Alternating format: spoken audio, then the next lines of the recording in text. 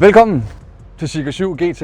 Kommer i 3 forskellige konstellationer. Vi har en Core, en Long Range og en Privilege udgave. Seeker 7 GT starter fra 325.000. Bilen skiller sig ud fra mængden i forhold til det her høje firkantede SUV-miljø, vi har ude i Danmark i dag. Der kommer vi på banen med en super sprød, lav GT-model. Seeker 7 GT, som vi sidder med her i dag, har firehjulstræk, fås med automatiske døre. Kommer selvfølgelig også med et dejligt stort praktisk bagagerum. Her har vi flere muligheder for justeringer, hævegulvet, sænkgulvet, og så har vi et dejligt stort rum hernede under, hvor vi har plads til vores ladekabler og diverse gode sager. Kommer uanset model altid med de her super lækre matrixlygter. Så vi går igen på bagsædet. Selvom det er GT-model, og vi kommer lidt ned til jorden, så er der altså nemt plads til en stor dreng som mig på 1,95. Så pladsen, det er i hvert fald ikke noget, man går ned på. Uanset hvilken model du vælger, så har du altid elektriske justerbare bagsæder med varme i. Så er vi hoppet ud i Seeker 7 GT. Jeg synes lige, vi skal prøve at køre en tur på vejen, specifikt motorvejen. Der hvor sådan en som den her Grand Tour-bil, den lever bedst. Så er vi kommet på motorvejen. Som sagt, så er det jo her, vi hører hjemme. Jeg har lige nu slået den her LCC fartpilot til, hvor bilen den styrer selv. Det eneste, jeg skal sørge for, det er sådan set at kigge ud af forruden. Seeker 7 GT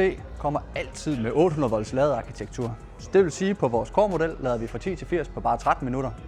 Og vores Privilege Long Range lader vi fra 10 til 80 på bare 16 minutter. Så det er altså ikke ude på ladestanderen, vi bruger mest tid. Lyder det her interessant, så stik hovedet forbi, så giver vi en tur.